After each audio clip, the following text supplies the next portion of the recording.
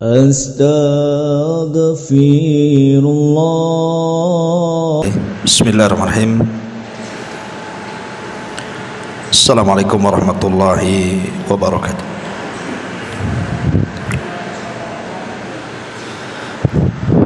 Alhamdulillah, salatu wassalamu ala rasulillah wa ala alihi wa sahbihi wa mawalah wa la hawla wa la quwata illa billahi wa ba'd. Alhamdulillah, di pagi hari ini kita bisa duduk kembali untuk thalabul ilmi. Dan sebelumnya saya minta maaf karena beberapa minggu ke belakang ini memang banyak acara. Kemarin safar ke Jawa, pulang-pulang ngantar Umairah ke pesantren, terus datang pula tamu dari kampung, jadi berturut-turut hampir 3 mingguan, sehingga sering libur kajiannya. Dan insyaallah kita memulai kembali. Kajian kita masih membahas kitab Arba'in Nawawi, dan kita masuk pada hadis ke-40. Kita baca hadisnya. An Ibni Umar radhiyallahu anhuma qala akhadha Rasulullah sallallahu alaihi wasallam bimankibi faqala kun fid dunya ka'annaka gharibun aw 'abiru sabilin. Wa kana Ibnu Umar radhiyallahu anhuma yaqulu idza amsayta fala tanthadhiris sabaha wa idza asbahta fala tantadil masa wa khudh min sihhatika limaradik wa min hayatika limautika. Rawahul Bukhari. Dari Abdullah ibnu Umar, semoga Allah meridhai keduanya, beliau dan ayahnya Umar ibn al-Khattab radhiyallahu an, beliau berkata, Rasulullah sallallahu alaihi wasallam satu hari pernah memegang kedua pundakku seraya bersabda, jadilah engkau di dunia ini seperti orang asing ataupun seperti musafir. Kemudian Ibnu Umar radhiyallahu anhu berkata, jika engkau berada di sore hari, jangan menunda-nunda datangnya pagi hari,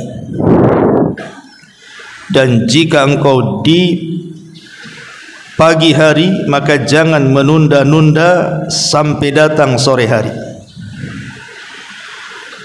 Pergunakanlah masa sehatmu sebelum sakitmu, dan masa hidupmu sebelum kematian. Hadis ini dikeluarkan oleh Imam Al-Bukhari dalam sahihnya. Baik. Ma'asyiral muslimat yang dimuliakan Allah Subhanahu wa taala. Hadis ini disebutkan oleh para ulama sebagai hadis pemutus dari segala angan-angan, maksudnya angan-angan dunia, dan seseorang diingatkan dengan dekatnya kematiannya. Dalam sebuah hadis dari Abdullah ibn Mas'ud radhiyallahu anhu, khattan Nabi sallallahu alaihi wasallam khattan murabba'an. Jadi satu hari Nabi sallallahu alaihi wasallam itu pernah menggaris sebuah garisan kemudian menggambar dalam bentuk persegi empat. Rasul pernah menggaris sebuah garisan, kemudian menggambar dalam bentuk persegi empat. Kemudian wa khatta khattan fil wasati kharijan minhu. Lalu setelah beliau menggambar persegi empat itu, beliau menggariskan sebuah garis di dalam persegi empat itu yang menjorok keluar. Jadi ini gambar persegi empat, kemudian digaris lagi keluar situ.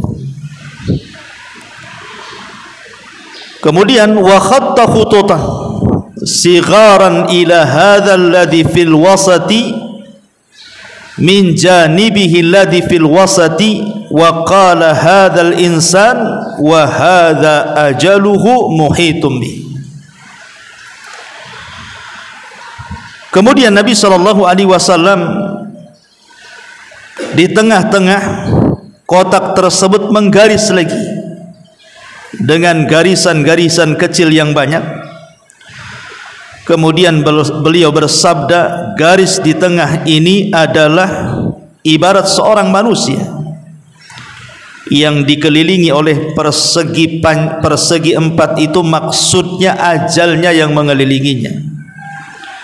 Adapun garis-garis itu adalah angan-angannya. Kata Nabi SAW, wa hadzal ladzi huwa kharijun amalu. Adapun garis-garis kecil yang banyak itu diibaratkan sebagai angan-angannya. Maksudnya apa? Nabi SAW dalam hadis Abdullah bin Mas'ud ini mengatakan, ketika menggambar persegi empat, kita ini berada dalam kotak itu, dan kotak itu artinya ajal yang mengelilingi manusia, di mana manusia tidak mungkin keluar dari kotak itu. Artinya manusia tidak mungkin lari dari ajalnya. Adapun garis-garis kecil yang keluar dari kotak itu adalah angan-angannya. Dari sini kita tahu bahwa angan-angan dan ajal itu sesuatu yang berbeda. Karena yang namanya angan-angan itu bisa terjadi, bisa tidak. Ada orang yang bercita-cita ingin jadi dokter, bisa jadi dokter, bisa juga gagal jadi dokter. Ada orang ingin jadi tentara, ya bisa juga jadi tentara, bisa juga gagal. Ada orang ingin menjadi pedagang sukses, ya bisa sukses, bisa juga tidak. Namanya angan-angan. Angan-angan itu hanya sekedar angan-angan saja, bisa tercapai, bisa tidak. Tapi kalau ajal itu bukan angan-angan. Ajal itu sesuatu yang pasti terjadi. Karena yang namanya ajal itu walaupun tidak diangan-angani, kita pengen mati atau pengen dipanjangkan usianya, namanya ajal dia tetap datang. Tidak mungkin gagal ajal-ajal. Dari sini kita tahu bahwa Nabi SAW ingin memutus rantai tulul amal, panjangnya angan-angan bagi manusia, bahwa ajal lebih dekat kepada dirinya dibandingkan angan-angannya. Makanya ada istilah para ulama, aqrabu syai'in al-ajalu wa ab'adu syai'in al-amalu. Paling dekatnya sesuatu itu adalah ajalnya, dan paling jauh sesuatu itu adalah angan-angannya. Lah dalam hadis Abdullah bin Umar radhiyallahu an, Nabi SAW ingin menasihati kita. Jadi satu hari Nabi SAW itu datang kepada Abdullah bin Umar, kemudian memegang kedua pundaknya. Jadi Abdullah bin Umar berada di depannya, Rasul memegang tangan seperti ini ke pundak Ibnu Umar. Dan ini menunjukkan apa? Kasih sayang Rasul kepada murid-muridnya, kasih sayang seorang guru kepada murid-muridnya. dilihat dari kedekatan Rasul meletakkan kedua tangan di pundak dan bahu Ibnu Umar. Jadi seorang guru harus punya kasih sayang dengan muridnya, karena Allah sendiri mengatakan, la in kunta faddan ghalidal qalbi dan faddu min hauli. Kalau engkau keras kasar kepada orang yang kau dakwahi wahai Muhammad, tentu mereka akan lari dari dakwahmu. Makanya Rasul mencontohkan kelembutan seorang pengajar kepada seorang murid. Dengan kedekatan beliau dan keakrabannya ditunjukkan dari kedua tangan beliau diletakkan di kedua bahu Ibnu Umar. Kemudian Nabi SAW mengatakan, ya ibna Umar, kun fid dunya ka'annaka gharib. Wahai Ibnu Umar, jadilah di dunia ini seperti gharib, orang asing, au abirus sabil, ataupun seperti orang yang singgah menjadi seorang musafir. Analoginya begini, Bu. Kalau ibu tidak pernah singgah di Batam, anggaplah sebagian ibu ada yang dari Jawa, dari Sumatera, Padang, atau dari daerah manalah sebutkan, tidak pernah ke Batam. Di Batam ini tidak punya pemilih, tidak punya keluarga, dan Batam ini hanya sekedar kota transit saja, karena tujuannya bukan ke Batam. Boleh jadi ibu mungkin mau ke Singapura atau ke Malaysia. Hanya Batam ini tempat transit saja. Tidak ada saudara, tidak ada kawan, tidak ada siapa-siapa. Datanglah ibu ke Batam hanya sebagai seorang musafir hanya, ataupun transit saja, karena ingin tujuannya kan ke Malaysia atau ke Singapura. Mustahil orang yang transit terpikir macam-macam. Tidak mungkin ibu datang ke Batam terus tanya-tanya, tanya harga apartemen Habibie, mau beli di situ, ataupun tanya-tanya harga tanah berapa satu kaplingnya, atau tanya macam-macam. Tidak mungkin. Orang namanya transit hanya transit saja. Umumnya orang transit itu tidak mungkin tanya-tanya, karena dia tidak lama di situ, hanya singgah pergi lagi, karena harus melewati Batam masalahnya. Lah seperti itulah dunia, kata Nabi SAW kepada Ibnu Umar. Jadi dunia itu transit saja, karena tujuan kita akhirat. Tidak mungkin di dunia ini kemudian tanya rumah, tanya ini, tanya itu, sebagaimana orang asing ketika singgah di sebuah kota, karena dia nggak kenal orang, takut ditipu orang juga kan itu kalau tanya-tanya. Makanya Nabi SAW memberikan sebuah hikayah, permisalan kepada Ibnu Umar yang sangat dalam, dan mengatakan, kun fid dunya ka'annaka gharib au abirus sabil. Jadilah engkau di dunia seperti orang asing. Yang namanya orang asing itu pasti akan banyak tanya, pasti juga akan takut, pasti akan berharap cepat pergi dari situ. Au abirus sabil, ataupun seorang musafir. Karena seorang musafir itu tidak mungkin lama di tempat safarnya. Kalau bisa secepat mungkin dia pergi dari situ supaya sampai kepada tujuan. Lah Ibnu Umar ini radhiyallahu an paham dengan hadis ini, sangat paham dengan hadis ini.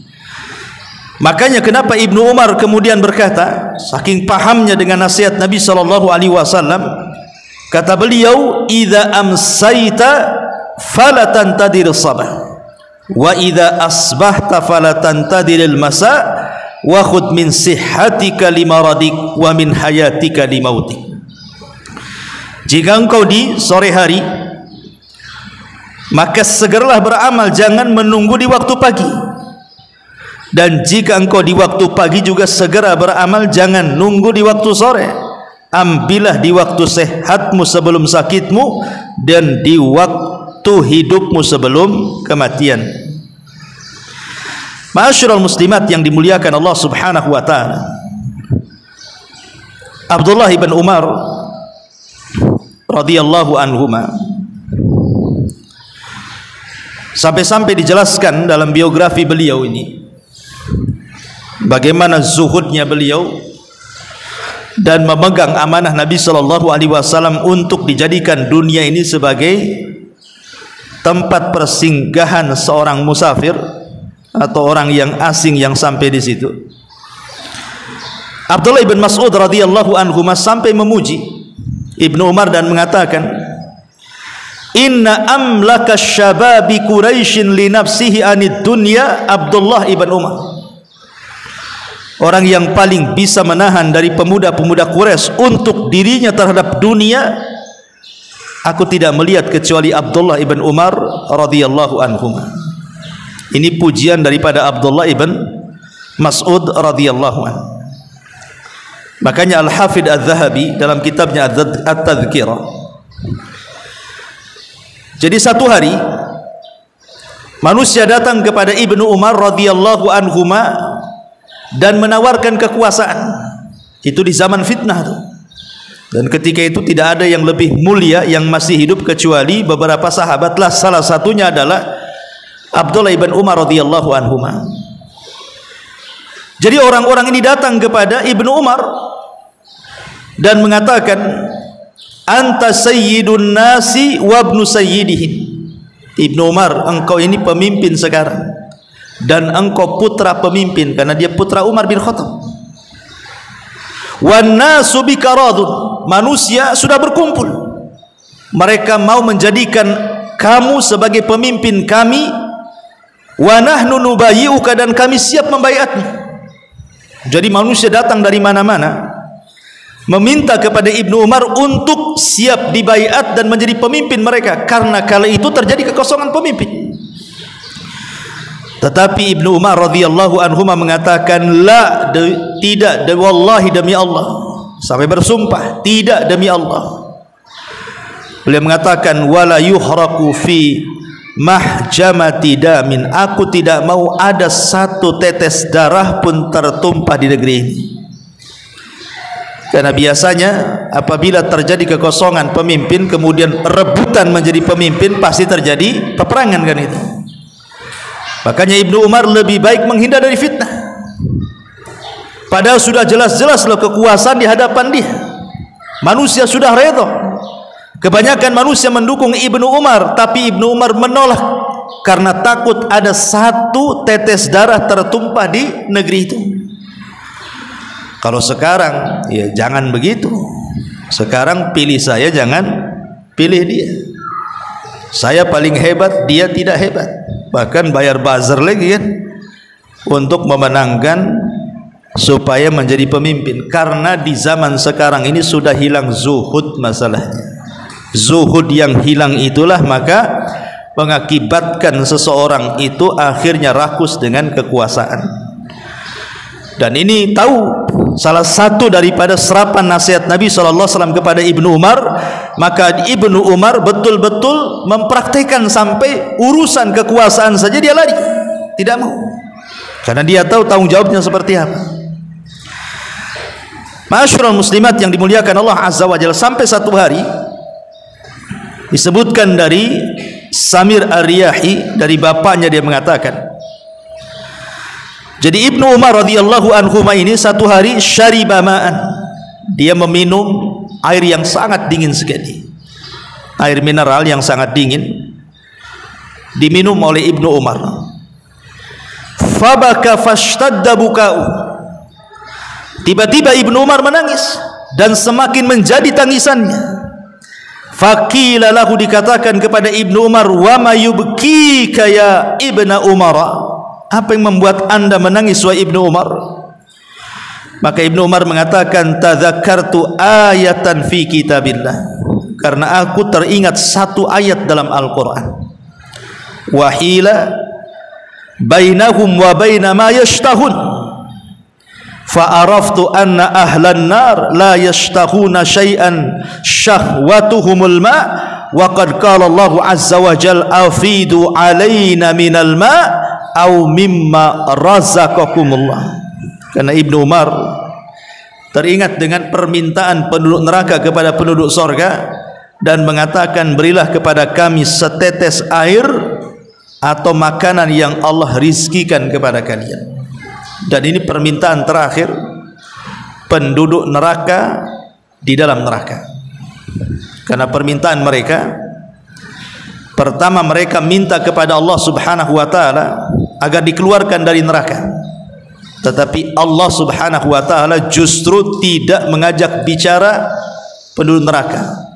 Allah katakan wala yukallimun, jangan kau bicara denganku. Sampai-sampai Abdullah ibn Amr ibn As radhiyallahu anhuma mengatakan Allah tidak bicara dengan penduduk neraka itu 2 kali umur dunia. Kemudian yang kedua, karena Allah Subhanahu wa taala tidak mau bicara kepada penduduk neraka, maka penduduk neraka meminta kepada malaikat Malik, wazanatun nar, penjaga neraka, agar Allah mewafatkan mereka saja, matikan saja mereka. Mereka minta kepada Malik, sudah wafatkan kami saja di sini. Karena mereka sudah tidak tahan dengan azab Allah. Tapi malaikat Malik mengatakan, innakum makithun, kalian tidak akan mati dan kalian akan tetap hidup di neraka. Kemudian permintaan yang ketiga, ketika mereka tidak bisa meminta kepada malaikat Malik agar Allah mewafatkan mereka, maka mereka pun meminta kepada para penjaga neraka agar yukhaffif alainal adzab, Allah meringankan azab kepada kami. Tapi para penjaga neraka pun mengatakan kalian tidak akan diringankan dan kalian akan selamanya disiksa. Ketika kemudian mereka tidak sanggup meminta kepada para penjaga neraka yang lainnya, barulah mereka melirik kepada penduduk surga dan mengatakan an afidu alaina minal ma au mimma razaqakumullah, berikan kepada kami setetes air atau makanan yang Allah rizkikan kepada kalian. Tapi penduduk surga pun menolak dan mengatakan innallaha harramahuma 'alal kafirin, Allah haramkan keduanya, maksudnya minuman dan makanan, kepada orang-orang kafir. Maka gagallah 4 permintaan penduduk neraka ini. Lah Ibnu Umar ketika membacakan ayat ini, an afidu alaina minal ma au mimma razaqakumullah, dia menangis. Dan sejak itulah dia hilang kecintaannya kepada dunia dan tumbuh kerinduannya kepada akhirat. Dan itu bentuk bagaimana Ibnu Umar paham dengan nasihat Nabi SAW, hendaklah dia menjadikan dunia sebagai tempat safar atau orang asing. Makanya kalau kita lihat biografi Ibnu Umar itu, Ibnu Umar ini beliau tidak pernah makan kecuali ada orang yatim ataupun orang miskin yang menemani dirinya. Kalau tidak ada anak yatim, tidak ada orang miskin, dia tidak akan makan. Jadi makannya itu bersama orang fakir dan orang miskin. Kalau tidak ada orang fakir miskin, dia akan makan dia. Dan itu menunjukkan apa? Zuhudnya beliau. Dari sini kita paham kalau sedikit menggali biografi Ibnu Umar radhiyallahu anhuma, Ibnu Umar sangat memahami nasihat Nabi sallallahu alaihi wasallam. Baik kita kupas sedikit isi daripada hadis Nabi sallallahu alaihi wasallam. Di sini Nabi sallallahu alaihi wasallam mengatakan nasihat kepada Ibnu Umar, kun fid dunya ka'annaka gharib aw 'abirus sabil. Jadilah wahai Ibnu Umar, engkau ini seperti orang asing ataupun orang yang lewat di sebuah tempat kemudian singgah dan berlalu dari situ, alias musafir. Isa bin Maryam alaihi salatu wassalam pernah menasihati tentang masalah dunia. Apa kata Isa bin Maryam? Isa bin Maryam mengatakan u'buruha wa la ta'muruha. U'buruha wa la ta'muruha. Dunia ini hendaklah kalian lewati dan jangan kalian makmurkan di dalamnya. Kata Isa bin Maryam, dunia ini cukup dilewati, tidak perlu dimakmurkan di dalamnya. Karena kita hanya lewat saja. Buat apa dimakmurkan?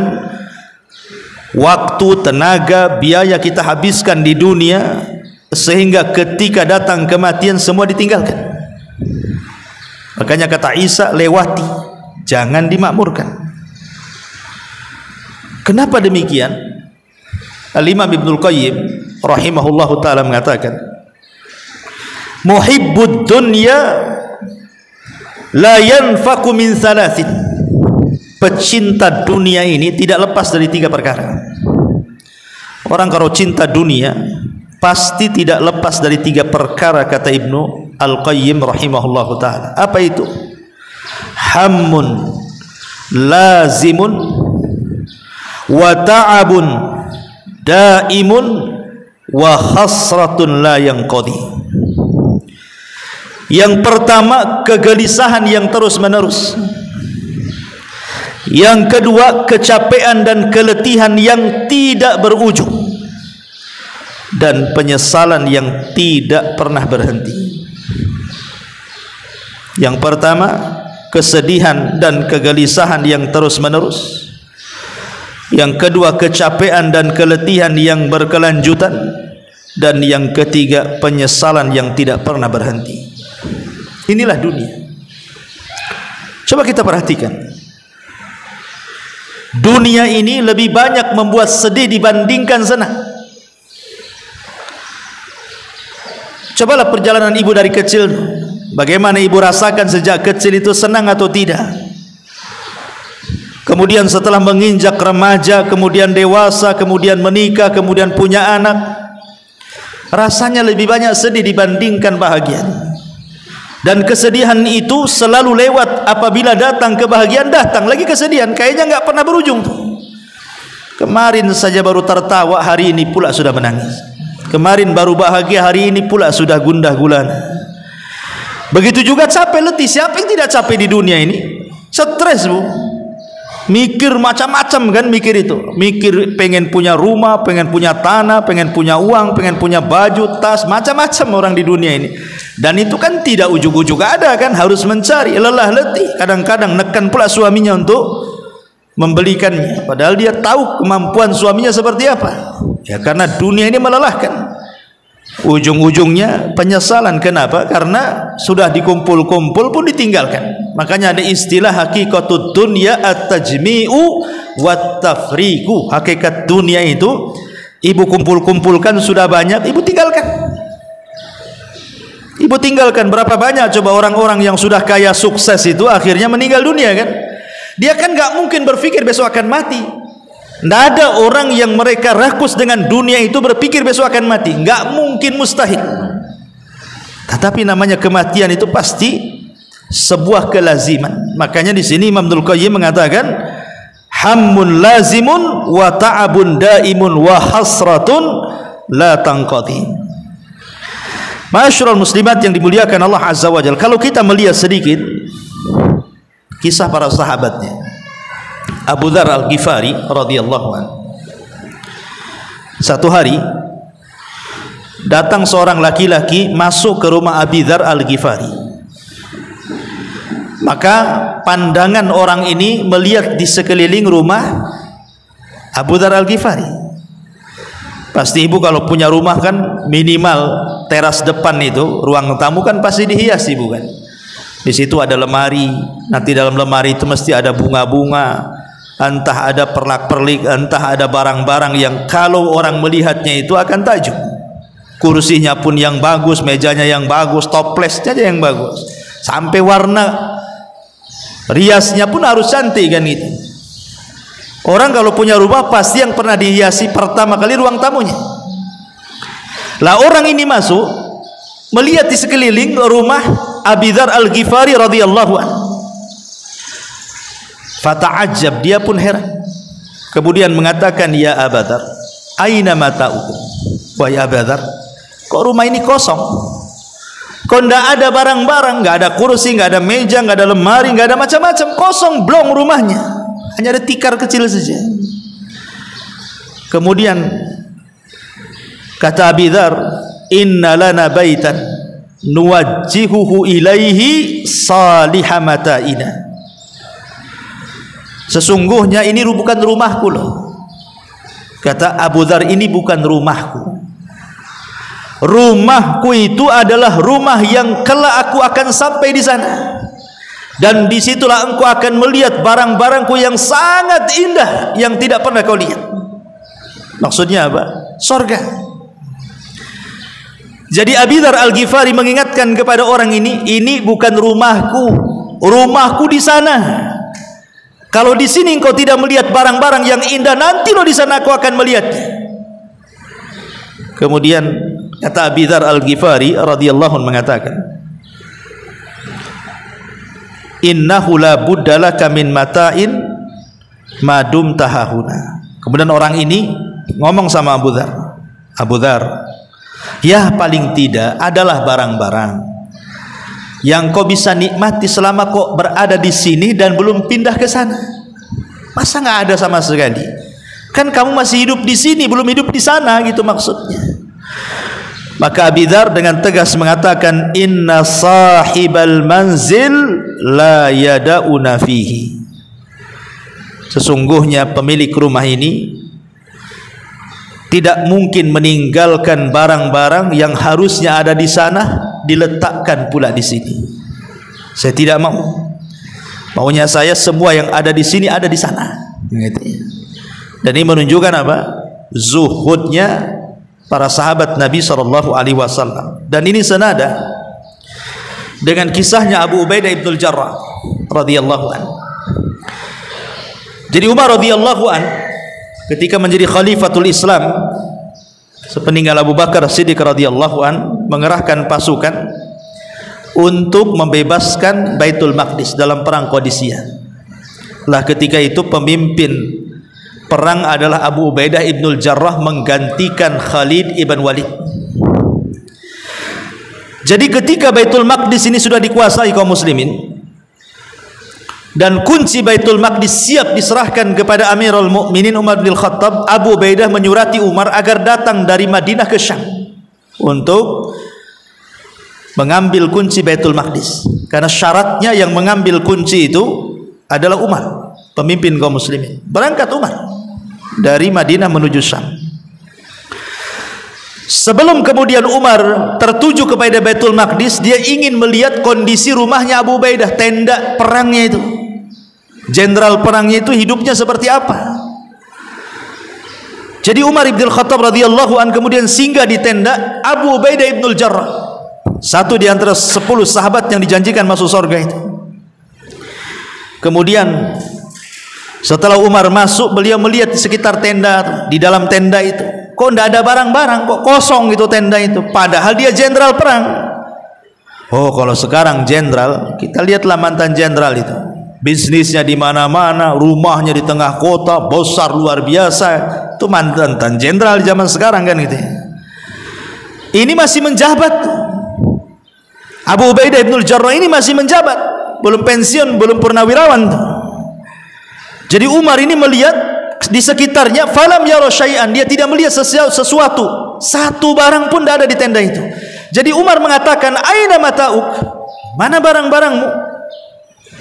La ara illa labidan wa suhfatan ila akhir.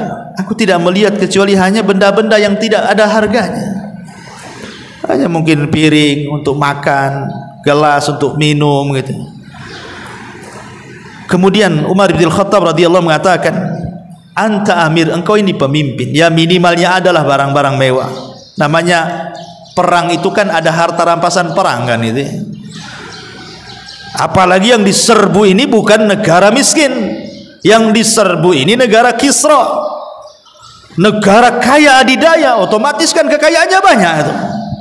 Kalau menang dapat harta ghanimah itu kan macam-macam, emasnya, peraknya, ya kasur empuknya, ya barang-barang mewahnya, barang-barang megahnya, kan mesti dapat lah kan, tidak mungkin tidak.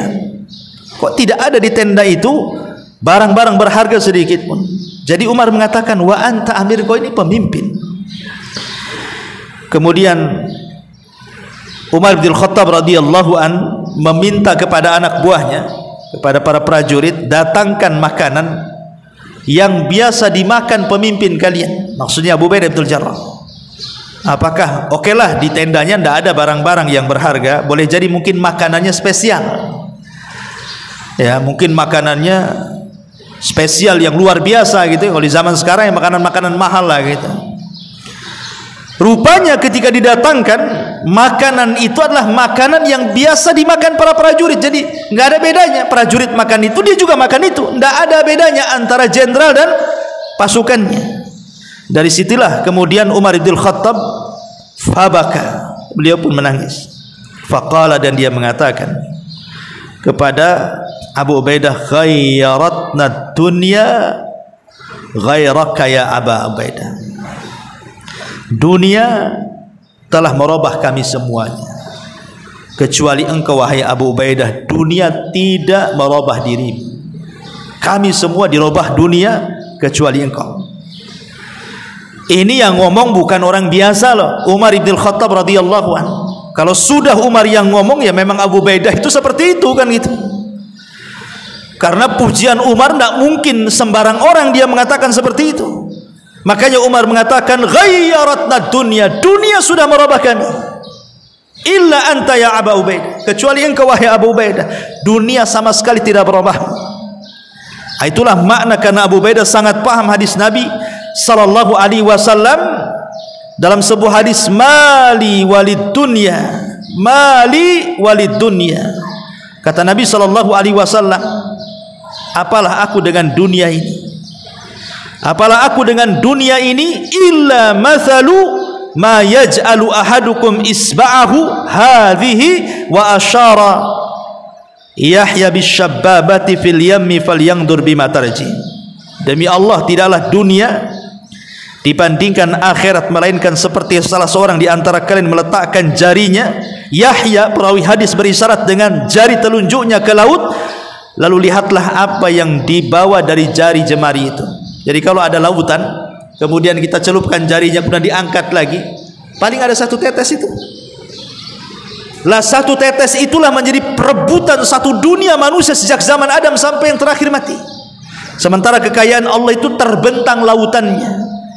Jadi kalau seandainya orang berpikir, lah satu tetes yang di jari itu diperebutkan manusia, sementara di depannya lautan yang terbentang berupa sorga, kok tidak dikejarnya? Mana akalnya? Gitu maksudnya.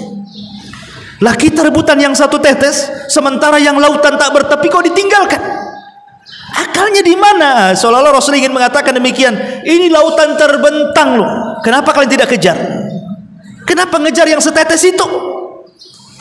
Makanya Nabi SAW mengatakan, mali walid dunya ma ana wad dunya innama mathali wa mathalud dunya kamathali raqibin dhalla tahta syajaratin thumma raha wa tarakaha.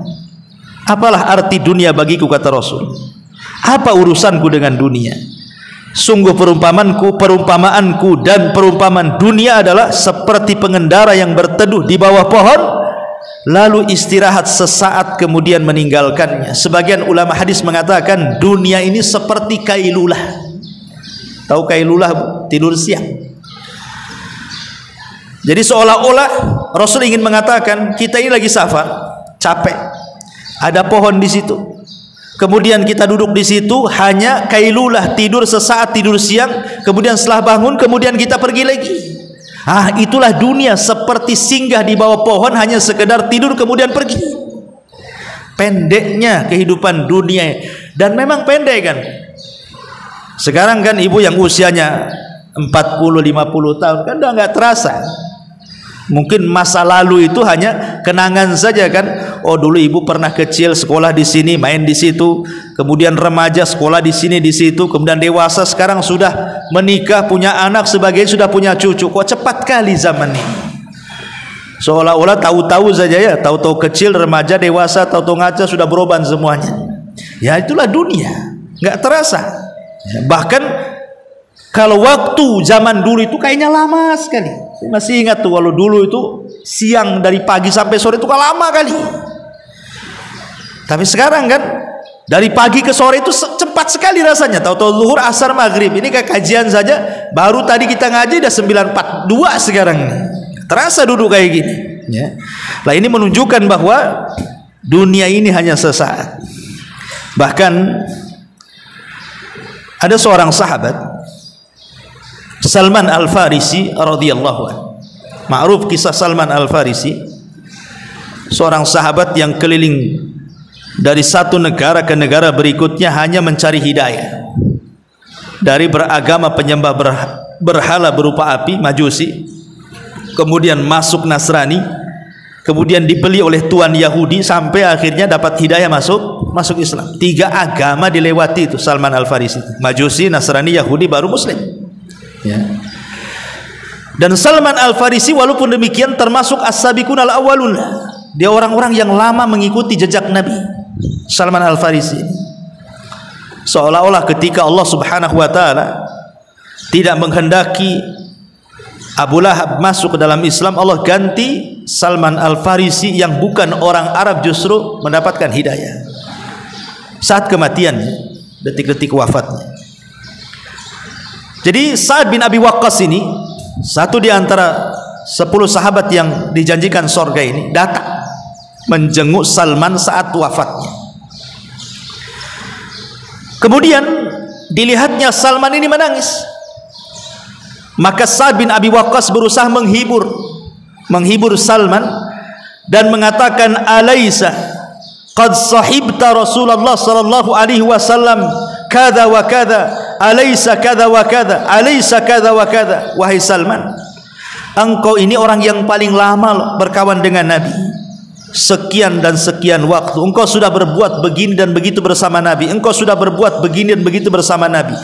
Jadi Sa'ad bin Abi Waqqas berusaha menenangkan Salman karena ketika itu menangis saat detik wafat itu, diingatkan dengan kebaikan. Dan ini sunnah hukumnya, kalau ibu ziarah kepada orang sakit, maka yang dibicarakan tidak boleh kecuali kebaikan. Tidak boleh ibu bicara soal keburukan di ruangan yang ada orang sakit di situ, nggak boleh.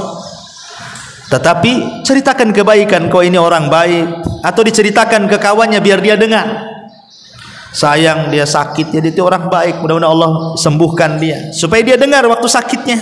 Ya, karena di sini Sa'ad memberikan contoh kepada kita, menjelaskan kepada Salman bagaimana jasa beliau dulu dan bagaimana pertemanan beliau dengan Nabi sallallahu alaihi wasallam.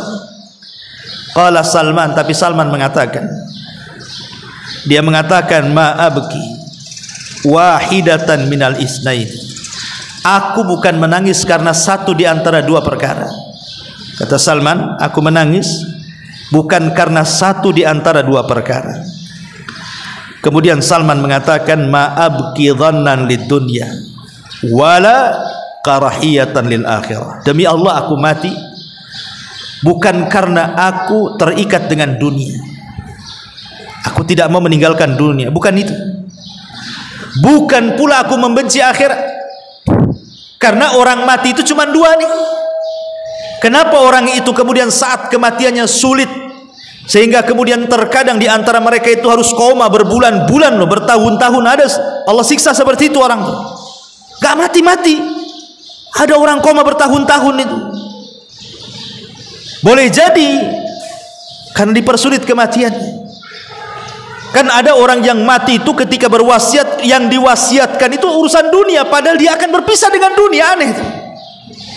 Tolong jaga tanah tanah bapak, tolong jaga tanah ini, tanah itu, ini perusahaan tolong jaga. Dia sendiri akan berpisah dengan perusahaannya itu, dengan tanahnya. Masih juga berwasiat dengan dunia, kan akalnya hilang tuh. Oh, dia mau berpisah dari dunia, kok wasiat dengan dunia pula. Kecuali kalau wasiatnya kebaikan, tolong nah ini sepertiganya wasiatkan, kasihlah untuk masjid, kasihlah untuk anak yatim, jelaskan gitu ya. Tapi ada sebagian orang tidak berpikir ke situ, sehingga terjadilah karahiyata lil mauti, benci kematian dan benci akhirat.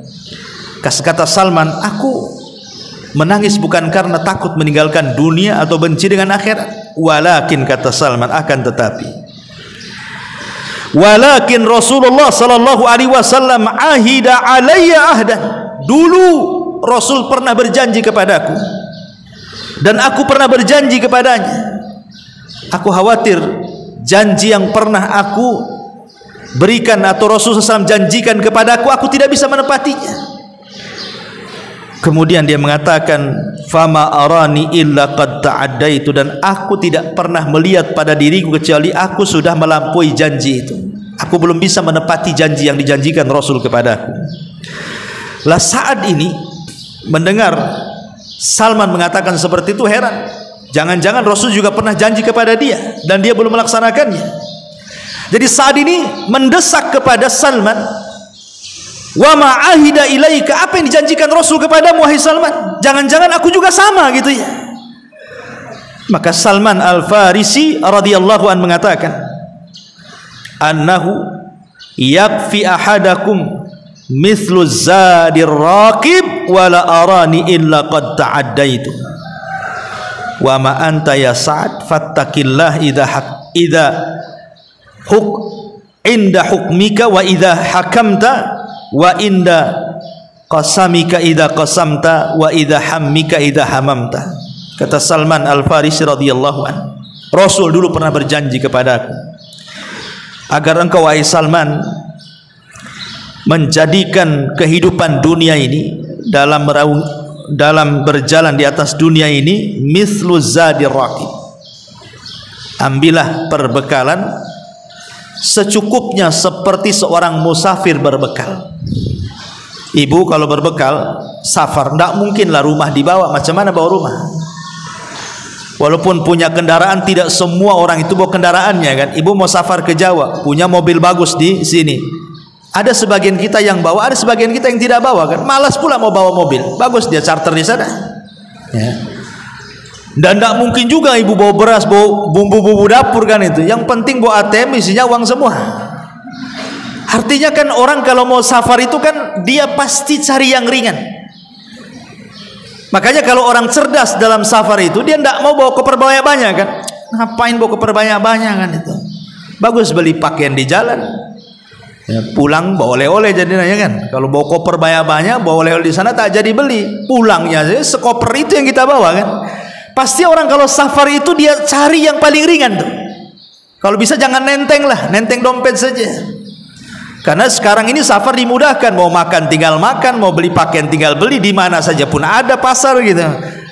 Artinya bahwa Rasul ingin mengatakan, kalau engkau menjadi seorang musafir, maka ambillah perbekalan secukupmu, lah itulah dunia. Ambillah perbekalan secukupnya di dunia untuk akhiratmu. Lah kata Salman Al-Farisi, wala arani illa waqad ta'addaitu, dan aku tidak pernah melihat pada diriku kecuali aku sudah melampaui janji itu. Adapun kau wahai Sa'ad, mumpung kau masih hidup, bertakwalah kepada Allah dalam hukummu apabila engkau berhukum, dalam pembagianmu apabila engkau membagi, dalam cita-citamu apabila engkau bercita-cita. Dari kisah tiga sahabat ini radhiyallahu anhum menunjukkan bagaimana mereka mengajarkan kepada kita tentang pentingnya zuhud dan tentang bahayanya panjang angan-angan. Inti daripada nasihat-nasihat para sahabat ini bahwa di sini ada faedah tentang pentingnya zuhud dan pentingnya seseorang itu untuk tidak memperpanjang angan-angan. Kenapa demikian? Malik ibn Dinar, seorang ulama salaf, mengatakan arba'un minasyaqa, ada 4 perkara termasuk kecelakaan manusia. Kalau ibu masuk dalam 4 perkara ini celaka. Kata Malik ibn Dinar rahimahullahu ta'ala, yang pertama qaswatul qalbi. Ibu kalau keras hati, ini bahaya ya, jangan keras hati. Yang kedua jumudul aini. Ibu kalau susah menangis, susah menangis, baca Quran susah menangis, susah diingatkan akhirat juga susah menangis ya. Karena itu akibat dari keras hati kan. Kalau sudah keras hati pasti mata susah menangis ya. Tapi kalau lembut hatinya pasti mata akan mudah menangis. Kemudian yang ketiga tulul amal, panjang angan-angan, yang berakibat kepada yang terakhir wal hirsu ala dunya. Dari panjang angan-angan itulah akhirnya seseorang rakus terhadap dunia, sudah tidak kenal mana halal mana haram, yang penting dapat dunia. Ini kata Malik ibn Dinar 4 perkara kalau ada pada hidup manusia celaka dia. Hatinya keras mengakibatkan susah menangis, otaknya panjang angan-angan dunia, berakibat dia pun rakus terhadap dunia tanpa menyaring apakah dunia yang diambilnya halal ataukah haram. Makanya Kata ulama, kalau ingin sembuh dari tulul amal, panjang angan-angan, lakukan dua perkara. Kalau orang ingin sembuh supaya tidak terlampau panjang angan-angannya, lakukan dua perkara. Yang pertama, ingat bahwa annaka rahilun, engkau ini akan pergi dari dunia. Ingat bahwa kita ini akan pergi dari dunia. Tidak mungkin kita selamanya di dunia. Dan itu kita saksikan di sekitar kita hari-hari. Ada yang meninggal kan, ada yang bayi meninggal, kita saksikan. Ada yang anak remaja meninggal, kita saksikan. Ada yang sudah tua juga meninggal, kita saksikan. Bahkan sebagian ibu mungkin ada yang memandikannya, mengkafaninya, dan kita saksikan itu. Artinya dunia ini tidak mungkin lama. Kemudian yang kedua, alaika biziaratil maqabir. Sekali-kali bagi wanita itu boleh berziarah kubur, tetapi bagi laki-laki hukumnya sunnah. Sering ziarah kubur, tapi perempuan boleh ziarah kubur, tapi sekali-kali, jangan sering. Dan inilah dua perkara. Ingat bahwa kita tidak akan kekal di dunia, dan ingat dengan ziarah kubur bahwa saudara kita juga sudah mendahului kita dari kematian. Para nabi meninggal, orang-orang soleh meninggal, bahkan manusia yang paling sombong, bejat sekalipun seperti Namrud, Fir'aun, Qarun dan yang lainnya juga meninggal. Maka dua perkara ini bisa mengobati orang itu supaya tidak panjang angan-angan. Kenapa mengingat kematian? Karena orang yang panjang angan-angan itu karena sudah tidak ingat kematian. Makanya sering saya contohkan, Bu, ada orang sudah tua, usianya mungkin sudah 60-70 tahun, sudah kaya dia sebenarnya, perusahaannya banyak, rumahnya bagus, kendaraannya ada, rekeningnya gendut. Seandainya dia tidak kerja, loh, duduk saja itu, sampai mati tidak akan habis tuh kekayaannya. Harusnya orang-orang yang sudah dekat dengan kematian itu kan fokus tuh ke masjid, baca Quran, zikir. Dia tahu dia akan meninggal, tapi kenyataannya orang yang justru ketika sudah tua ingat kematian itu lebih sedikit ketika dibandingkan dia masa muda. Karena makin sibuk dunianya, buat cabang sana, cabang sini, makin sombongnya nampak gitu kan.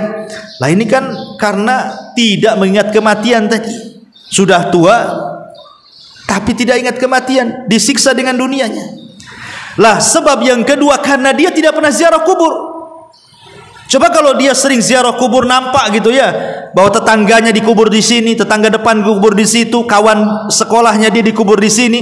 Mungkin dia berpikir bahwa, oh kemarin saudara saya, kemarin kawan saya. Boleh jadi sekarang atau besok atau lusa mungkin saya. Lah makanya dua perkara ini kata para ulama termasuk ilaj tulil amal, obat dari panjangnya angan-angan. Ma'asyiral muslimat yang dimuliakan Allah Subhanahu wa taala. Di zaman dulu Nabi Nuh alaihi salatu wassalam, kita tahu Nabi Nuh itu salah satu nabi yang panjang umurnya kan. Ada yang mengatakan 1500, ada yang mengatakan 1400, ada yang mengatakan 1782, macam-macam. Intinya di atas 1000 lah umurnya Nabi Nuh alaihi salatu wassalam. Jadi Nuh ini setelah kemudian berdakwah selama alfasanatin illa khamsina ama, 950 tahun, kemudian terjadi tufan sehingga melantakkan seluruh kaumnya, membinasakan kecuali Nuh dan orang-orang yang di perahunya yang selamat. Jadi satu hari Nuh ini sudah selesai tufan, kaumnya pun sudah binasa, dan dia pun membawa orang-orang yang tidak banyak di perahunya. Jadi malaikat maut ini datang ingin mencabut Nuh alaihi salatu wassalam, mencabut nyawa Nuh alaihi salatu wassalam. Dan disebutkan oleh Imam Qurtubi saat memberikan tafsiran kepada surah Al-Ankabut ayat 14-15. Jadi malaikat maut ini mengatakan, ya Nuh, ya akbaral anbiya wa ya tawilal umuri wa ya mujabad da'wati, kaifa ra'aita dunya. Wahai Nuh, wahai nabi yang paling besar, wahai nabi yang dipanjangkan umurnya, wahai nabi yang diijabah doanya, bagaimana menurutmu soal dunia? Jadi malaikat maut bertanya kepada Nuh alaihi salatu wassalam, kaifa ra'aita dunya, bagaimana menurutmu soal dunia? Maka Nabi Nuh alaihi salatu wasallam mengatakan mithla rajulin buniya lahu baitun lahu baban fadakhala min wahidin wa kharaja min al-akhar. Nuh mengatakan dunia ini permisalan ibu ini dibangunkan satu rumah, kemudian dibuatkan dua pintu, pintu depan dan pintu belakang. Kata Nuh, dunia ini seperti rumah. Engkau masuk dari situ, kau keluar dari situ. Ya, Nuh alaihi salatu wasallam mengatakan dunia ini seperti rumah. Ibu punya rumah ada dua pintu, pintu depan dan pintu belakang. Seolah-olah ibu masuk dari pintu depan kemudian keluar dari pintu belakang. Itulah dunia. Rumah ini tidak akan dibawanya, ditinggalkan begitu saja. Seolah-olah keluar masuk saja, masuk keluar saja. Hanya singgah sebentar, masuk rumah, duduk, kemudian keluar lagi. Lah itulah dunia, kata Nuh alaihi salatu wasallam. Dalam riwayat, dakhala min ahadihima wa jalasa hunayatan thumma kharaja min babil akhar. Engkau masuk ke dalam rumah, kemudian berduduk sejenak. Hunayah itu sejenak duduk, kemudian keluar lagi. Makanya kenapa di dalam Al-Quran itu illa asyiyatan awduhaha. Nanti di akhirat orang itu ditanya soal jam mereka hidup di dunia, mereka mengatakan seolah-olah di dunia ini hanya asyiyah awduhaha, hanya sesaat saja di waktu duha kemudian pergi. Itulah dunia, kata Allah. Tapi ma'asyiral muslimat yang dimuliakan Allah azza wa jalla, inilah di antara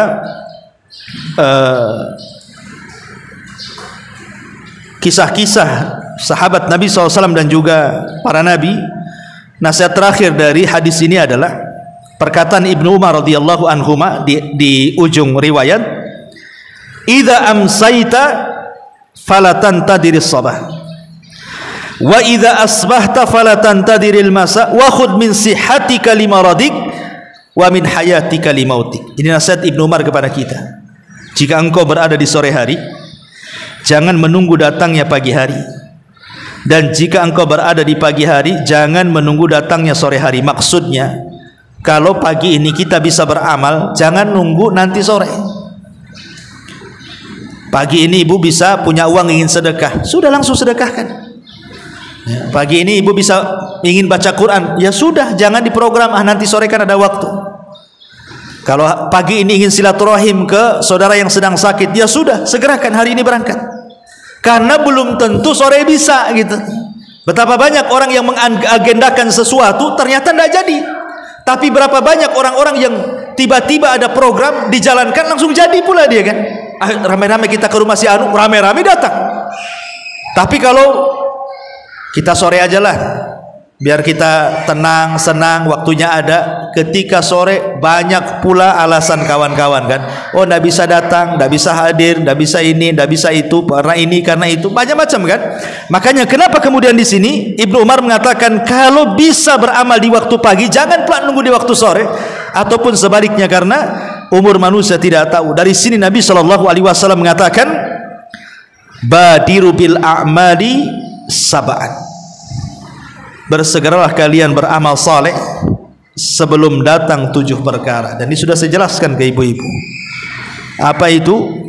Illa hal tantadiruna illa faqran munsiya. Apakah ibu harus menunggu menjadi orang fakir yang melupakan ibadah? Nah, sekarang mumpung ya walaupun tidak miskin sekali, tetapi kan cukup hidupnya, walaupun tidak kaya sekali, tetapi cukuplah. Masih bisa lah ibu datang ke majelis taklim, masih bisa sholat duha, masih bisa berinfak walaupun tak banyak gitu kan. Kalau memang bisa lakukan, jangan sampai datang kefakiran yang melupakan. Karena orang fakir itu, ada orang fakir itu kalau diajak ibadah pikirannya tidak akan nyambung. Kenapa? Nggak bisa saya datang ke pengajian, besok saya makan apa? Ini kerjaan banyak. Kalau saya tak kerja, keluarga makan apa? Akhirnya lupa ibadah tuh, karena kefakiran yang melalaikan tadi. Ataupun yang kedua, ghinan mutghiyah. Ketika fakir berangan-angan, nanti kalau sudah kaya ingin haji, kalau sudah kaya ingin sedekah, kalau sudah kaya ingin betul-betul bantu, tapi sudah kaya melampaui batas dia. Nggak ada satupun yang dibantu, haji pun tidak, umroh pun tidak mau berangkat. Ya. Ataupun yang ketiga, maradan mufsidah. Jangan menunggu sakit yang mendudukkan ibu sehingga tidak bisa bergerak. Orang sakit itu, Bu, hanya angan-angan saja. Saya lihat ada orang di stroke, ya kan, ditaruh di kursi roda itu. Dia ngomong pun tak bisa, udah menyon gitu ya mulutnya, kakinya pun tidak bisa digerakkan, tangannya. Kita memandang dia saja sedih, apalagi yang merasakan. Kita melihat dia saja sedih itu. Kita sudah terpikir kalau seandainya saya yang ada di situ. Coba berpikir, Bu, kalau seandainya ibu melihat ada orang terduduk lagi stroke, kemudian ibu berpikir, bagaimana kalau saya yang di situ? Tentu kan pikirannya aneh-aneh tuh kita ini, sudah ketakutan. Makanya kasihan gitu melihat orang-orang seperti, apakah nunggu seperti itu gitu ya, nunggu sakit yang tidak bisa seseorang itu bergerak untuk ibadah. Atau yang keempat, haraman mufannida, ataupun mungkin diberikan pikul. Sudah sholat dibilang belum sholat, belum sholat dibilang sudah sholat, puasa dibilang tidak puasa, sedang puasa dibilang puasa, macam-macam orang pikun itu. Ataupun yang terakhir, yang kelima, mautan mujahiza, ataupun kematian yang mendadak, dan ini yang banyak. Atau yang keenam, dajjal, fasyarrul ghaibin yuntadhar, ataupun apakah harus nunggu dajjal dan itu sebaik-baik perkara gaib yang ditunggu-tunggu. Atau yang terakhir, awis sa'atus fasa'atu adha wa amar, ataukah kiamat adalah sesuatu yang sangat berat dan menakutkan. Makanya Rasul mengatakan, ightanim khamsan qabla khamsin. Kata Nabi SAW, jaga 5 perkara sebelum datang 5 perkara. Apa 5 perkara sebelum 5 perkara itu? Kata Nabi SAW, jagalah 5 perkara sebelum datang 5 perkara. Pertama, jaga waktu mudamu sebelum datang masa tua.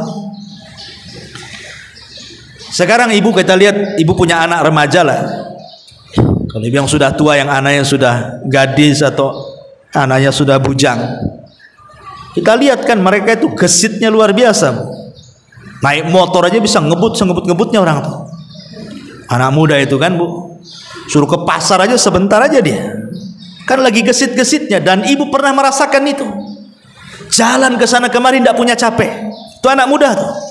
Kita sudah tua ini mau jalan 1 kilo ngos-ngosannya itu, kayak buru apa gitu ya. Tapi dulu masa muda jalan beberapa kilo tuh tidak terasa kayaknya. Padahal nggak minum tuh. Kalau kita ini jalan ke sana saja duduknya 100 kali itu, duduk jalan gitu ya. Artinya kan ibu pernah merasakan muda tuh. Lihat orang muda itu masih kuat, tidak punya capek, tidak punya lelah, ke sana kemari gesit. Artinya kalau seandainya masa muda itu digunakan untuk ibadah, ibadah apa saja anak muda itu bisa semua dia. Mau ngaji jauh perjalanannya bisa, mau apa saja bisa. Tapi kalau sudah tua, Bu, angan-angan saja. Aduh, pengen ngaji di sana, tapi jalan tak bisa. Ya, nggak ada yang ngantar. Padahal dekat tuh masjid ke rumah dia itu nggak jauh. Pengen sholat duha 2 rakaat, berdiri, duduk pun tak bisa, baring akhirnya. Jadi apa nunggu seperti itu? Rasulullah yang mengatakan, lah waktu mudamu kemana? Sudah tua kok malah mikirnya aneh-aneh. Makanya Rasul katakan, sababuka qabla harami. Ingat masa mudamu sebelum datang tuamu. Ya.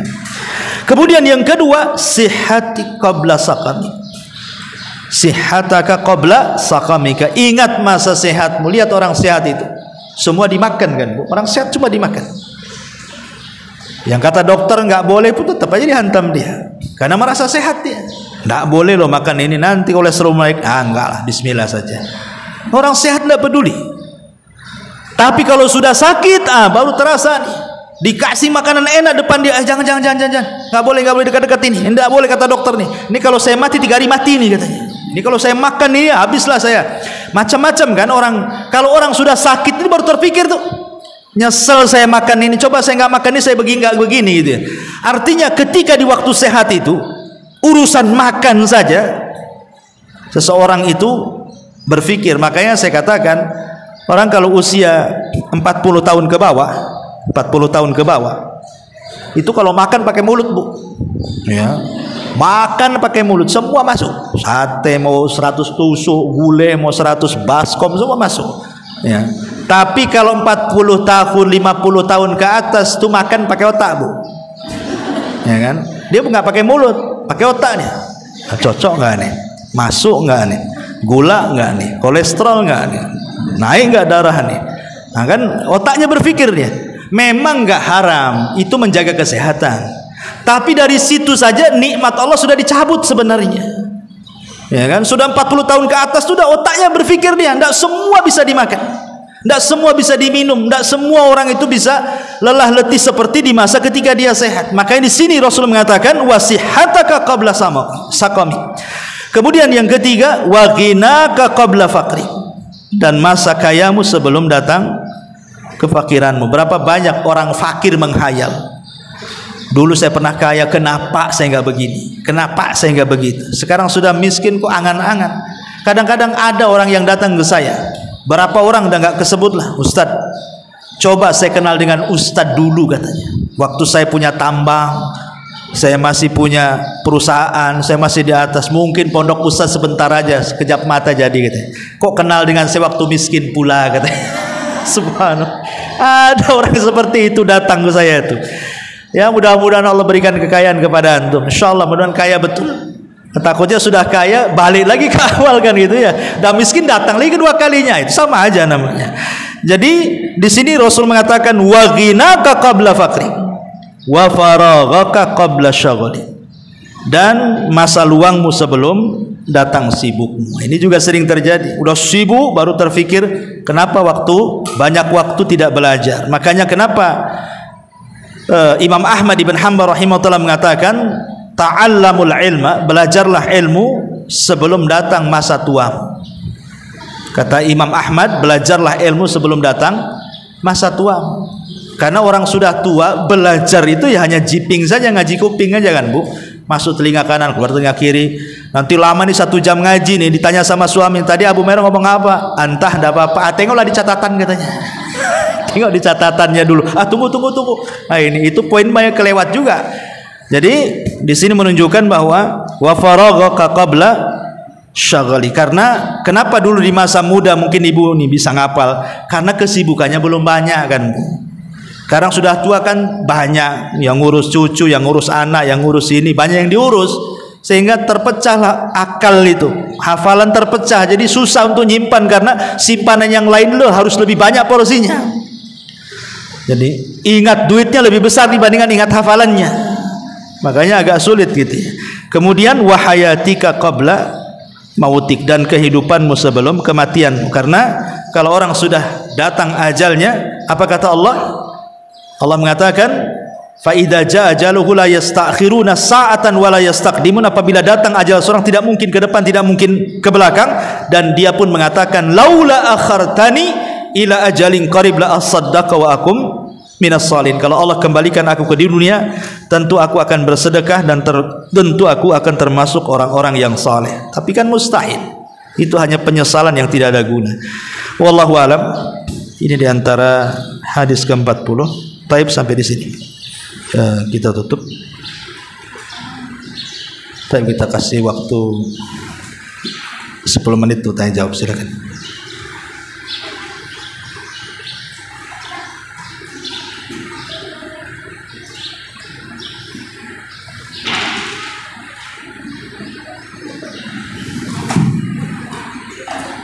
Bismillah, Assalamualaikum Ustaz. Waalaikumsalam. Alhamdulillah, sudah beberapa kali kajian kita tidak bisa bertanya, hanya menjawab kajiannya ternyata untuk kita semuanya. Yang anak tanyakan ya Ustaz, di pembahasan di awal tadi ada perkataan yang Ustaz sampaikan, sesungguhnya manusia itu banyak mengalami kesedihan daripada kesenangan, dari masa kecil ke umur sebaya dan masa tua. Itu maksudnya yang Anda tanyakan secara umum atau orang-orang yang tertentu yang dibuat Allah yang mereka merasakan kesedihan itu Ustaz? Atau ada sebagian orang memang dia kehidupannya kurang tapi hatinya tidak bahagia saja? Ya, alhamdulillah. Allah mengatakan laqad khalaqnal insana fi kabad. Sungguh kami ciptakan manusia itu dalam kondisi kabad, keluh kesah. Manusia itu akan banyak mengeluh dan akan banyak terus meminta keluh kesahnya kepada Allah Azza wa Jalla ataupun kepada manusia. Kalau kita lihat kehidupan Nabi itu jelas-jelas manusia yang paling mulia, tapi dia tidak pernah hidup di istana megah. Tidak pernah Nabi hidup di istana megah seperti Raja Kisra, Raja Kaisar Romawi dan Persia. Kemudian sepanjang hidupnya ditekan. Mana ada hidup Nabi senang? Ditekan, dikatakan gila, penyair, tukang tenun, pemecah belah, macam-macam. Sahabatnya dibunuh, kan kepikiran juga tuh sahabatnya dibunuh, diintimidasi, kemudian diusir hijrah pula ke Madinah. Sampai di Madinah perang lagi, 27 kali perang Rasul itu. Kemudian juga belum lagi musuhnya ganti pula orang Yahudi dan orang-orang Nasrani, datang pula orang-orang munafik, macam-macam pula tuduhannya kepada Nabi. Ketika Islam sudah betul-betul di atas kejayaan, Rasul tinggal menikmati saat detik-detik wafatnya. Datang malaikat, kemudian meminta dua pilihan. Apakah engkau wahai Muhammad akan hidup selamanya di dunia dan Allah akan berikan kenikmatan sebagai balasan akan dakwahmu selama ini sampai kau menjadi seorang yang sukses, ataukah engkau meninggal dan mengikuti teman-temanmu di Rafiqil A'la? Apa kata Rasul? Ila Rafiqil A'la. Aku memilih untuk bersama teman-temanku di Rafiqil A'la. Kehidupan Nabi saja kita sudah luar biasa. Ya, anak-anaknya meninggal dunia. Semua meninggal dunia Rasul itu. Kecuali satu Fatimah. Itu pun 6 bulan setelah meninggal baru menyusul. Kemudian setelah hijrah ke Madinah, apa kata Aisyah? Selama kami hijrah dari Mekah ke Madinah, kami tidak pernah merasakan makanan yang lezat. Bahkan pernah terjadi datang bulan, 2 bulan, 3 bulan, dapur kami tidak ada yang mengepul satupun asap, mana tidak ada makanan di rumah Nabi. Bahkan Nabi SAW pernah diikat gitu ya, perutnya dengan 2 batu karena saking laparnya. Jadi kalau kehidupan Nabi SAW saja dari awal sampai akhir, maksud saya itu tidak senang, bukan berarti tidak senang itu konotasinya jelek, tidak. Tidak senang itu konotasinya tidak mesti tidak jelek, karena tidak senang itu boleh jadi karena dia menanti kesenangan nanti. Untuk berlelah letih di dunia itu untuk kesenangan yang akan datang. Gitu maksudnya ya. Jadi tidak semua tidak senang itu dikonotasi buruk, tidak. Ada yang tidak senang Allah uji itu karena mengangkat derajat, ataupun menghapus kesalahan dia, ataupun menegur dia karena dosa-dosa yang pernah dia lakukan, atau menjadi tabungan kelak di akhirat setelah kematian. Wallahu a'lam. Tapi manusia memang tidak akan senang hidupnya, dan itu sebuah kepastian karena dunia sendiri adalah darul bala. Memang tempat manusia itu akan diuji Allah. Tidak ada satu manusia yang tidak diuji. Para nabi aja diuji. Tapi kan Allah itu maha mengetahui ujian yang berat ditujukan kepada siapa, ujian yang ringan ditujukan kepada siapa, karena dilihat daripada iman seseorang kan. Kalau imannya kuat ujiannya berat tuh, kalau imannya cetek ya ujiannya pun kecil, karena Allah tidak mungkin membebani manusia di luar kemampuannya. Tapi kalau manusia dari kecil sampai sekarang, sampai ibu masih hidup sekarang atau sekarang akan datang, ujian tuh nggak akan lepas, Bu. Nampak loh ibu kawannya senyum-senyum di pengajian karena nggak ada beban. Iya, nampak di depan mata. Kalau dia pulang mungkin stresnya lebih stres daripada ibu tuh. Cuman dia malu mau ngomong tuh. Ada orang yang seperti itu. Tapi ada orang yang mulutnya ember, Bu. Ada masalah sedikit kesenggol apa aja cerita dia. Ya, dia nggak tahan kecuali ceritakan tuh. Ada orang yang nggak tahan seperti, ada orang yang sabar, betul-betul sabar, dia nggak mau cerita sama orang. Dia ngadu kepada Allah Azza wa Jalla saja.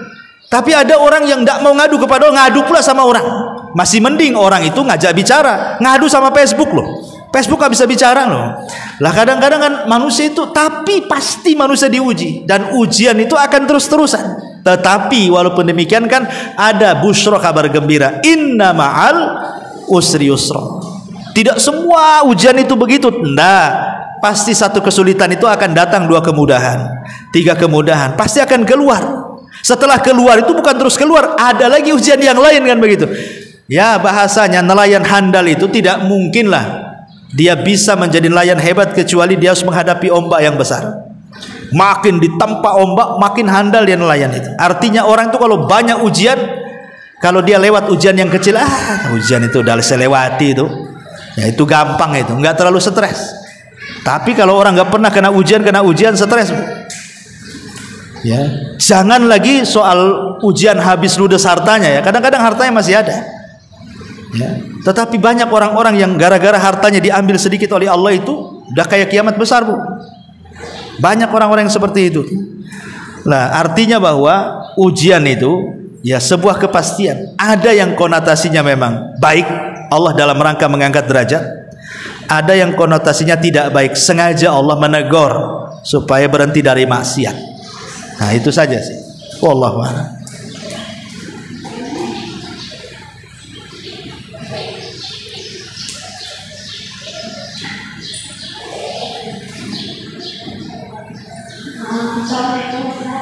Waalaikumsalam. Saya mau nanya ya, apa pahala seorang istri jika kita dizolimi suami dosa? Gimana? Dizolimi suami itu, ketika berdakwah dengan Anda itu karena anak. Apa hukumnya seorang suami menzolimi istri? Iya. Iya. Terus itu apa pahala seorang istri jika bertahan karena anak itu, apa pahalanya itu? Oke, ya. Ya, alhamdulillah. Itulah tadi saya jelasin, Bu. Kadang-kadang di dunia ini, ibu pikir sebelum menikah itu gambaran ibu tuh senang saja. Kan ada orang belum menikah itu udah kayaknya karena melihat orang menikah akhirnya senang. Rupanya setelah ibu jalani justru sebenarnya tidak menikah itu lebih senang dibandingkan menikah. Karena mungkin banyak kezaliman dari pasangan, baik istri kepada suami atau sebaliknya. Tetapi ingat bahwa sesenang-senangnya orang yang tidak menikah, sesenang-senangnya orang yang tidak menikah, dia tidak dapat pahala seperti sesusah-susahnya orang menikah. Kan itu ya. Kenapa? Karena semata-mata menikah tidak beramal apapun, hanya akad nikah. Qabiltu nikah, aku terima nikahnya. Hanya sebatas itu saja. Maka seorang suami dan istri itu sudah diberikan separuh agama. Separuh agama sudah dikasih. Kalau orang belum menikah nggak dikasih separuh agama. Berarti kalau separuh tinggal nyari yang separuhnya. Lah yang separuhnya inilah dicari dengan cara apa? Sabar, syukur, qanaah, zuhud. Itulah dalam keluarga. Dan kebanyakan seorang istri dalam keluarga itu, dia masuk surga itu karena dua akhlak. Seorang istri, kunci masuk surga seorang istri dalam rumah tangga itu cuma dua akhlak. Pertama syukur, yang kedua sabar. Makanya kenapa Allah titik beratkan seorang wanita itu dua perkara kan? Salat dan puasa. Idza shallatil mar'atu khamsaha. Apabila seorang wanita menjaga salat 5 waktu. Wa shamat syahraha. Kemudian menjaga puasa Ramadannya. Ingat hanya Rasul dua ibadah yang disebut, salat dan puasa. Lebihnya wa hafizat farjaha wa ta'at ba'laha. Jaga kemaluan, jaga suami. Tapi ketika Allah menyebutkan dua ibadah, Allah sebutkan dua saja. Jaga salat 5 waktu, jaga puasa Ramadan. Apa hikmah dibalik dua ibadah ini? Salat itu melahirkan syukur, dan puasa itu melahirkan sabar. Makanya ketika Nabi SAW pecah-pecah kakinya, sampai Aisyah radhiyallahu anha sebagai istri kasihan dengan suaminya karena Rasul sudah sepuh, dan mengatakan sudahlah, cukupkan yang wajib-wajib saja, tidak perlu harus tiap malam qiyamul lail sampai kakinya pecah-pecah. Apa jawaban Rasul? Rasul mengatakan kepada Ummul Mukminin Aisyah radhiyallahu anha, afala akuna abdan syakura. Salahkah saya wahai Aisyah menjadi hamba yang bersyukur? Dari sini salat melahirkan syukur, ya. Dan puasa melahirkan sabar. Karena puasa itu terkandung 3 kesabaran. Sabar dalam menjalankan ketaatan, sabar dalam menjauhi kemaksiatan, dan sabar ketika menghadapi qada dan qadar. Ada semua pada puasa. Makanya ketika ahli tafsir memberikan catatan wasta'inu bis sabri was shalah, wasta'inu bis sabri was shalah, mintalah pertolongan dengan salat dan juga dengan kesabaran, maksudnya mintalah pertolongan dengan salat dan puasa. Mintalah pertolongan dengan sabar dan syukur maksudnya. Jadi seorang wanita itu di rumah tangga, 2 ibadah inilah yang menjadikan wanita banyak masuk surga. Pertama sabar, yang kedua syukur. Dari 2 istimbat ibadah yang Rasul katakan tadi. Salat, syukur, puasa, sabar. Nah, lakukan 2 sifat ini, Bu, dalam rumah tangga. Kalau ibu mau sabar dizalimi suami, sampai kapanlah suami mendolimi ibu? Tidak mungkin seumur hidup Allah ciptakan suami mendolimi itu. Mustahil, Bu. Mustahil. Tidak mungkin Allah ciptakan orang itu kerjanya zalim saja. Pasti ada waktu berhentinya kan. Tidak mungkin lah nggak berhenti kezaliman itu. Pasti ada berhentinya. Artinya ibu harus yakin bahwa suami tidak diciptakan untuk mendolimi ibu. Satu.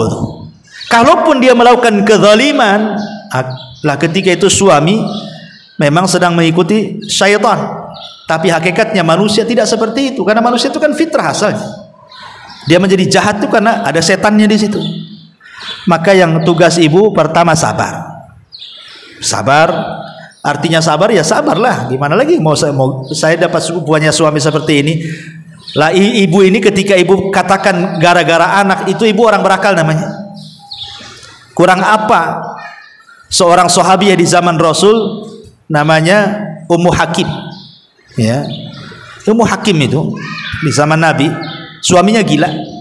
Maksudnya sedikit error lah. Kemudian juga orangnya suka marah-marah dan suka merendahkan.